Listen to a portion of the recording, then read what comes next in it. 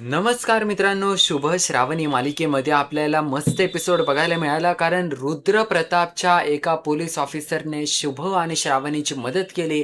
त्याचमुळे त्यांना आता फायनली सानिका आणि इंद्रनीलचा पत्ता शोधायला मिळाला. आता इंद्रनीलने रुद्रप्रतापसोबत मिळून सानिकाच्या विरोधात मोठा प्लॅन रचला होता. तो प्लॅन म्हणजे की आपण सानिकाचं जबरदस्तीने अबॉर्शन घडवून आणायचं. आणि तसं झालेलं असतं. इंद्रनीलने सानिकाला एका जुन्या हॉस्पिटलमध्ये आणलेलं असतं. ते एक खाजगी हॉस्पिटल असतं आणि त्या हॉस्पिटलच्या डॉक्टरांना रुद्रप्रतापने पैसे देऊन मॅनेज केलेलं असतं. बेसिकली त्या डॉक्टरांना काम दिलंय, की तुम्ही सानिका आल्यावर पहिलं तर तिला इंजेक्शन देऊन बेशुद्ध करून टाकायचं.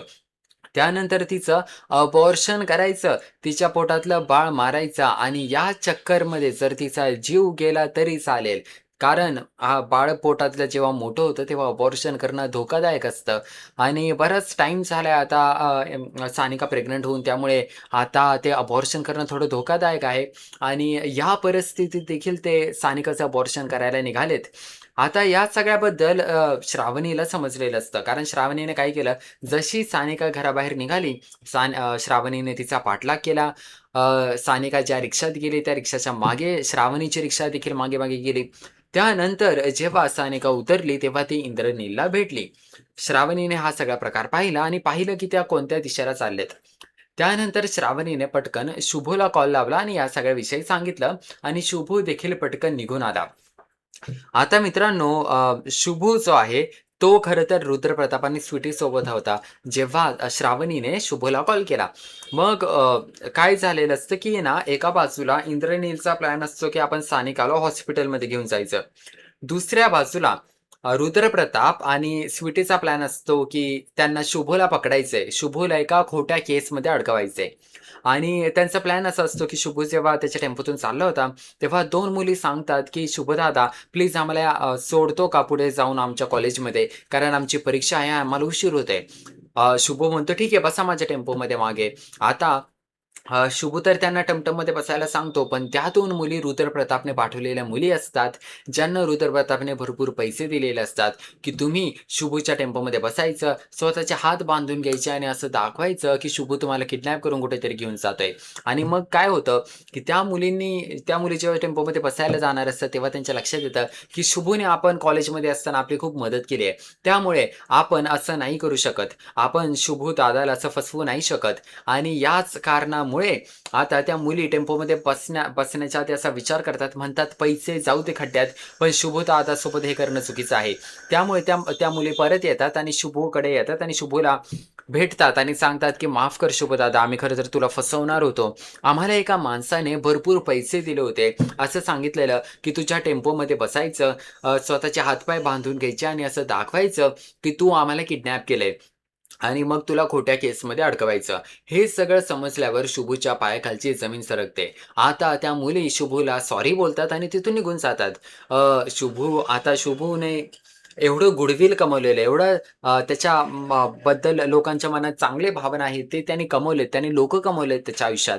त्याच गोष्टीचा त्याला आता फायदा होतो. आणि नंतर मग जेव्हा रुद्रप्रताप शुभूची गाडी पकडतो, टेम्पो पकडतो, तेव्हा त्या शुभूच्या टेम्पोमध्ये त्या मुली सापडतच नाहीत. थोड्या वेळात स्वीटी देखील तिकडे येते आणि शुभ म्हणतो, "स्वीटी तू इकडे काय करतीये? आणि तू माझ्या टेम्पोत का बघतीये?" रुद्रप्रताप पोलीस ऑफिसर आहे. ठीक आहे, त्याला टेम्पोची झडती घ्यायची असेल. "स्वीटी तू का इकडे आलीयेस?" त्यानंतर मग शुभूच्या लक्षात येतं, की त्या 2 मुलींना ज्या व्यक्तीने पाठवलेलं ती दुसरी-तिसरी कोणी नसून स्वीटी आणि रुद्रप्रतापच होते. चुकून स्वीटी तिच्या तोंडून बोलून जाते, की "मी तर त्या 2 मुलींना टेम्पोत पाहिलं होतं." आणि मग ती तिच्या तोंडावर असा हात ठेवते. पण शुभूने ऐकलेलं असतं. तो म्हणतो, "अच्छा, तर त्या मुलींना पैसे देऊन तुम्हीच पाठवलं होतं का?" आता शुभू रागा-रागात तिकडून निघून जातो टेम्पोवरून. पण त्याला श्रावणीचा कॉल आला होता. श्रावणीने त्याला सानिकाबद्दल सांगितलं होतं आणि सानिका हे नाव ऐकताच रुद्रप्रताप आणि स्वीटीच्या पायाखालची जमीन सरकते. त्यांना समजतं, की श्रावणीचा काहीतरी विषय झालाय. त्यांना हे देखील माहिती आहे, की दुसऱ्या बाजूला दुसरीकडे इंद्रनील सानिकाला पकडून घेऊन जातोय एका हॉस्पिटलमध्ये जबरदस्तीने तिच्या बाळाला मारण्यासाठी. पण या सगळ्या केसमध्ये शुभूला तर काही माहिती नाहीये, श्रावणीला काही माहिती नाहीये, असं रुद्रप्रतापला वाटत असतं. पण आता त्यांना असं वाटतं, की शुभू इतक्या तडकाफडकी गेलाय. श्रावणीने त्याला कॉल केला, पटकन बोलवलंय, याचा अर्थ काहीतरी गडबड नक्की आहे. नक्कीच शुभूला या प्लॅनबद्दल कळलं असेल. आता स्वीटी आणि रुद्रप्रतापच्या पायखालची जमीन सरकते. त्यामुळे ते लोकं आता विचार करतात, की आपल्याला काही ना काही करून शुभूचा मार्ग अडवावा लागेल. शुभू त्याची बाईक घेतो आणि पटकन श्रावणीपर्यंत पोहोचतो. त्यानंतर श्रावणी आणि शुभू त्या ठिकाणी जातात, त्या दिशेला जातात, ज्या दिशेला इंद्रनील सानिकाला घेऊन गेला. आता होतं काय? मित्रांनो, आता खरा खरा क्लायमॅक्स येतो या मालिकेचा. आता असं होतं, रुद्रप्रतापने ना नाकाबंदी केलेली असते. त्या रोडला, ज्या रोडने शुभ आणि श्रावणी जाणार असतात, त्या हॉस्पिटलला, ज्या हॉस्पिटलमध्ये इंद्रनील सानिकाला घेऊन गेलाय. त्यानंतर तिकडे रुद्रप्रतापचा पोलिस ऑफिसर असतो, त्याचा असिस्टंट विशाल आणि तो असिस्टंट तिकडे शुभकडे येतो आणि म्हणतो, की "हे बघा, पुढे नाकाबंदी केली, त्यामुळे तुम्ही पुढे जाऊ नका. तुम्ही दुसऱ्या रस्त्याने जा. पुढून लेफ्ट घ्या, मग सरळ जावा, मग राईट घ्या. असा शॉर्टकट आहे पुढून, तिकडून जावा." हे ऐकल्यावर शुभ खूप खुश होतो आणि तिकडून जातो. श्रावणी म्हणते, "अरे, तो तर रुद्रप्रतापचा हवालदार आहे. त्याने आपल्याला दिशा सांगितली आहे. त्याच्यावर आपण विश्वास का ठेवतोय?" मग शुभ सांगतो, की "अरे, तो विशाल तसा नाहीये. तो इमानदार आहे आणि त्या विशालनेच मला मागच्या वेळेस त्या शुभूच्या बायकोच्या बहिणीबद्दल सगळं काही सांगितलं होतं आणि त्याच्यामुळेच आज आपण वाचलो आणि तू ते लग्न करण्यापासून वाचलीस." हे ऐकल्यावर श्रावणी खुश होते. आता त्याच विशालला प्रतापचा कॉल येतो. रुद्रप्रताप विशालला विचारतो, की "काय रे शुभू आला का तिकडे?" विशाल म्हणतो, "नहीं साहब, शुभू अब तक आया नहीं, लेकिन वो आया ना तो मैं इसको पकड़ लूँगा." तो म्हणतो, की "मी शुभू आला की मी त्याला पकडून घेईल, त्याची गाडी जप्त करेल." रुद्रप्रताप म्हणतो, "ठीक आहे." आता शुभू तर दुसऱ्या रस्त्याने गेलाय आणि रुद्रप्रतापच्याच माणसांनी शुभूची मदत केली आहे. दुसरीकडे आता इंद्रनील सानिकाला घेऊन हॉस्पिटलच्या जवळ आलाय. इंद्रनीलने सानिकाला असं सांगितलं होतं, की "बाई, आपण दोघं लग्न करणार आहोत मंदिरात जाऊन." सानिका विचारते, "तुम्हाला या हॉस्पिटलमध्ये का घेऊन आलाय? आपण तर लग्न करायला जाणार होतो ना?" मग इंद्रनील बोलतो, "अरे हां, माझं या हॉस्पिटलमध्ये महत्त्वाचं काम आहे. त्यानंतर या हॉस्पिटलच्या मागेच एक जुनं मंदिर आहे सुंदर. त्या मंदिरात आपण लग्न करूया." सानिका बोलते, "ठीक आहे." त्यानंतर इंद्रनील व त्याचे मित्र हॉस्पिटलमध्ये जातात. सानिकाला घेऊन वरच्या फ्लोअरवरती जातात. त्यानंतर सगळे लोकं ते इंद्रनीलचे जे मित्र होते ते गुंड असतात. ते रुमाल काढतात, सानिकाच्या तोंडावर दाबतात आणि पटकन तिला घेऊन जातात डॉक्टरांकडे. डॉक्टर तिला इंजेक्शन देऊन बेशुद्ध करून टाकतात. ते आता डॉक्टर साधे डॉक्टर नाहीयेत. त्यांना पैसे दिलेत रुद्रप्रतापने हे सगळं करण्यासाठी आणि अशी सगळी अवस्था आता झालेली असते.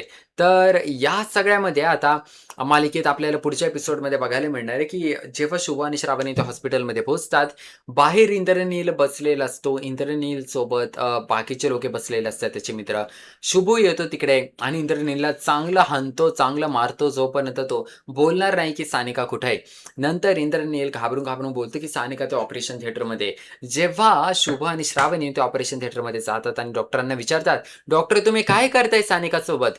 तर डॉक्टर सांगतात, की "आम्हाला तर तिचं अबॉर्शन करायला सांगितलंय." हे ऐकल्यावर श्रावणी आणि शुभच्या पायाखालची जमीन सरकते. आता त्यांना समजतं, की जबरदस्तीने सानिकाचं अबॉर्शन सुरू आहे आणि अशा पद्धतीने आता त्या रुद्रप्रतापच्या विशालने, त्याच्या असिस्टंटने खूप मोठं काम केलंय. यामुळे फायनली सानिकाचे जीव वाचलाय. तिच्या जीवाचं बरं वाईट झालं असतं. या सगळ्यामधून इंद्रनील तर वाचला असता, पण जे बिचारे लोक आहेत म्हणजे शुभची फॅमिली एवढं सहन करतीये, ते बिचारे अजून प्रॉब्लेममध्ये अडकले असते आणि या सगळ्यामधून श्रावणीने त्यांना वाचवलंय. विशालची देखील मदत झाली, रुद्रप्रतापच्या असिस्टंटची देखील मदत झालीये, पण श्रावणीचे मुख्य म्हणून मदत झालीये. जर तिने सानिकावर लक्ष ठेवलं नसतं, तर असं काही झालं नसतं आणि शुभच्या फॅमिलीचा हाच प्रॉब्लेम आहे. त्या लोकांनी नेहमी स्वतः चुका केल्यात. म्हणजे शुभच्या बाबांनी काही गरज नव्हती त्यांना त्या महालक्ष्मीचा हार चोरण्याच्या जागी जाण्याची. जरी त्यांनी हार चोरला नव्हता महालक्ष्मीचा, तरी शुभूचे बाबा विक्रम घाडगे पाटीलचं ऐकूनच त्या रूममध्ये गेले होते आणि त्यामुळे त्यांच्यावरती आरोप आला, की त्यांनी तो हार चोरलाय. अशाच पद्धतीने सानिका जी आहे ती देखील इंद्रनीलच्या जाळ्यात अडकली आणि घरच्यांनी कधी सानिकावरती लक्षच ठेवलं नाही आणि श्रावणी जेव्हापासून शुभच्या आयुष्यात आली, त्याच्या कुटुंबाच्या आयुष्यात आली ती लढायला लागली आहे त्यांच्या कुटुंबासाठी. त्या विक्रम घाडगे पाटील जो सानिकासोबत लग्न करायला निघाला होता, हा इंद्रनील जो सानिकाच्या जीवावर उठला होता, या सगळ्यापासून श्रावणीने त्यांना वाचवलंय. आता शुभूचे बाबा शुभूच्या आईला घरी असताना असं म्हणतात, की "हा कारभार नाही, तुझं काय चाललंय नेमकं?"